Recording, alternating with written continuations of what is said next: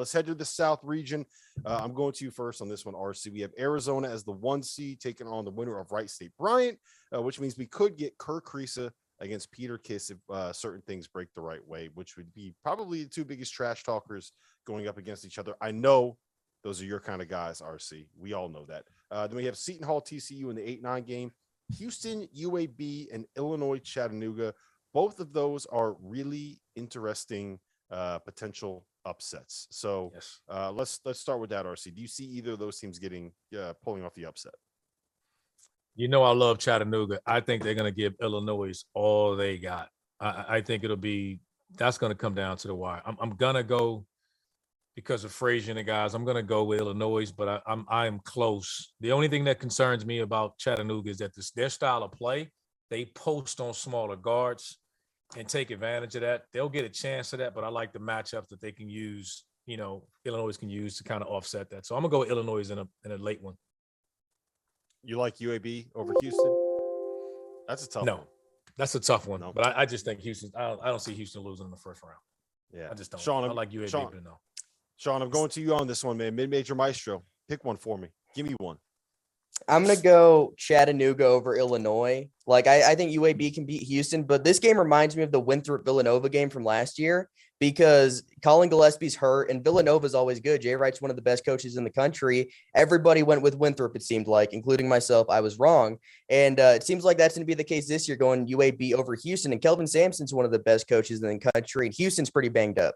So I've thought about this one a lot. I think Houston goes through, and I think Chattanooga beats Illinois. They have 3 guys they could throw at Kofi Coburn, probably get in foul trouble with DeSosa, Ianni, and Diggs. But Malachi Smith, I mean, he's a high major guard. He's really good. And I think they're going to be able to pull off a close upset. Guys, before we move on, I want to play a game. I'm going to name somebody on a mid-major team, and we're going to see if Sean Paul knows who he plays for, okay? You ready? Oh, okay. Xavier Bishop. Oh, Montana State. There you go. Look at that. Easily. That one's easy. Come on. No hesitation. I'm going to keep dropping these in throughout the night. Just so small lefty guard. He's good. Yeah, see, there you go. All right, T.O., what do you like out of this this little 4-team pod here? Houston, UAB, Illinois, Chattanooga. I think I like the Mocs. I like both of them. Give me both of them. UAB's got some guys who can really score it, and they've got size too. Houston, what do they only have? one quad one win or something like that? They haven't really played many guys. Yeah, and they got it today. So here's my thing with Houston. You're missing your best 2 players for the rest of the year. You've played in an American conference that isn't great.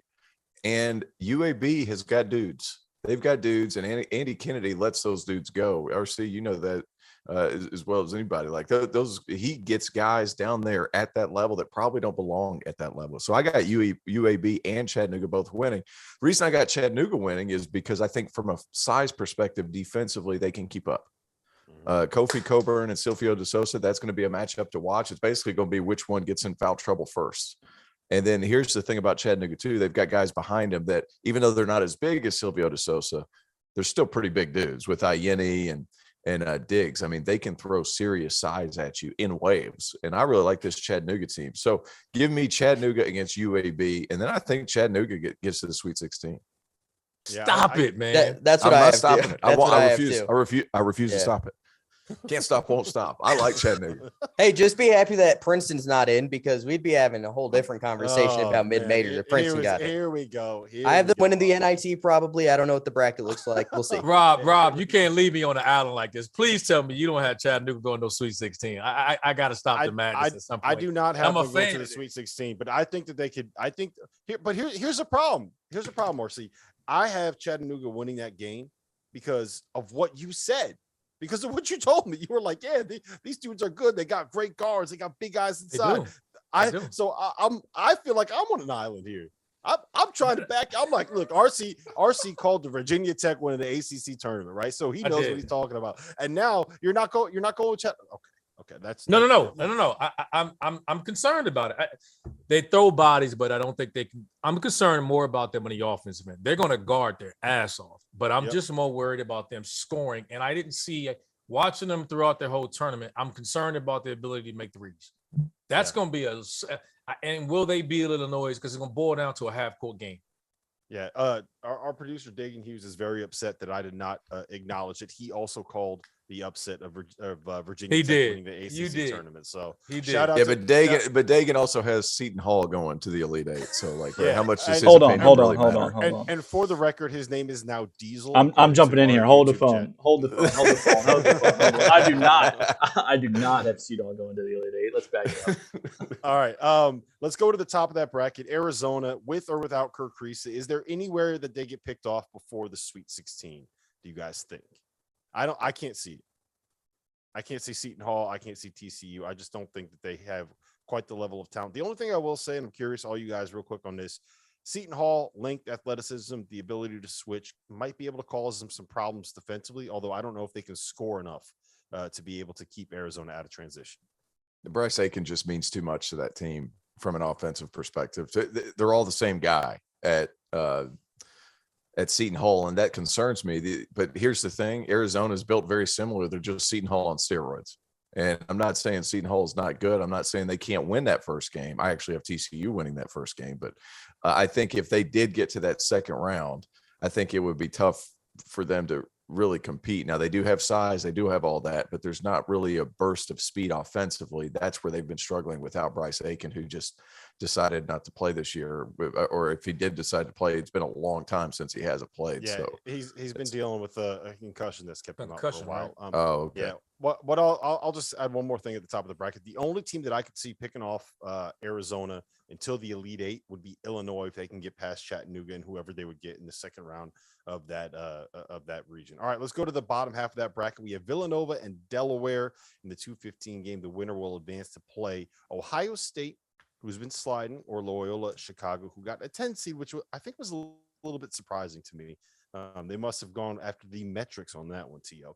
Then the 3 seed is Tennessee. They take on Longwood. Great story, not necessarily a great team in the first round. And the winner will advance to play Colorado State or Michigan. Guys, give me a reason. Give me a reason, anyone, why we won't see Villanova, Tennessee in the Sweet 16. Because from where I'm sitting, I think that's what it's going to end up being. Anyone, go ahead. T.O., you go first. You seem to be opinionated. Here's the only issue right now that I could possibly see is Longwood has some big, strong guards that could give Tennessee small guards some problems, and those guys play hard. Now they are undersized. I think they've done a tremendous job there. It's just Tennessee's playing so well right now, and defensively they're popping all over the floor. If Josiah Jordan-James can get you some points, like that Tennessee team is viable. Like they are a tough team moving forward. Colorado State, I could see that also being an issue. I have them beating Michigan. I'm sorry, guys. I still don't see why Michigan's a tournament team, but we can just continue. I understand. I would have had all him the last metrics. 4 in. Yeah, but I feel like there's other people just as deserving or more so. Yeah, right, I mean, real quick, round number 2. Deshaun Wade. That's a Longwood. Yep. you're giving him all West Coast guys. Throwing him. What are we doing? We're throwing him softballs. Is Longwood over on the here? West Coast? Longwood is not on the West Coast. Longwood's in No. Virginia. Oh, I thought you said Long Beach. I'm an idiot, dude. I haven't slept. Let me live. He needs a nap. All right, RC. Do you see Tennessee or Villanova getting picked off anywhere in the first 2 weekends? No. I think I got them both going through. I think that's the easiest bracket for me. I think it'll be Arizona, Illinois. I think Tennessee and Nova. Yeah, if don't it see is any those upsets. if it is those 4 in where's that going to be? That's going to be San Antonio, right? That'll be I think that might be the best region to be at in terms of the quality of the games that you would see if you can get those 4 down there. Sean, all right, we got Arizona. Let's just assume it's Arizona, Illinois, Villanova, Tennessee. Who do you see coming out of the South? I have Arizona, Villanova, and I just think that Arizona's athleticism and size will be too much for Villanova. T.O.? I got Tennessee beating Villanova because I think Tennessee is just as tough. That is a tough squad. RC talked about how tough they were whenever they had to scout them and how they open the tip and just chuck you. Tennessee has a lot of that same DNA as far as physicality around the perimeter and the post. I think Tennessee could beat Villanova, and I have Arizona and Tennessee in the Elite Eight. Same Arizona, for the same Tennessee. reasons. Who do you guys have coming out of the region? Arizona. Arizona, Final 4. T.O.? Tennessee's already beat them. T.O.'s got Tennessee. Yeah, This yeah, one's but not a home game, on like though. 20 calls on a home game. We all watched that game. That was short of highway robbery. real That was the quick, biggest stick 'em up game of the year. T.O., what state were you born in? Tennessee. All right, Sean, who do you have in the Final Four out of here? Arizona. Okay. It looks like I'm going to be on an island here. I have Villanova getting to the Final Four for one reason and one reason only. Colin Gillespie. Colin Gillespie and their ability to invert their offense and post guards. And I just think that's going to be a nightmare for Kennedy Chandler and Zakai Ziegler to deal with. When you have Colin Gillespie and Justin Moore posting you up, that is a very, very difficult matchup for them, especially because they can pull the big guys away from the basket with the way that they can shoot. And then Arizona, look, I love Kirk Kriisa. Kirk Kriisa trying to guard Colin Gillespie in the post is a mismatch. It's like Sean Paul trying to guard T.O. right now. So, well, maybe not right now. Maybe T.O. would get buckets on me. No question about it. No question. No question. I don't know the height discrepancy because I've never seen Sean Paul in person, but he can get. You don't want to know. It's bad.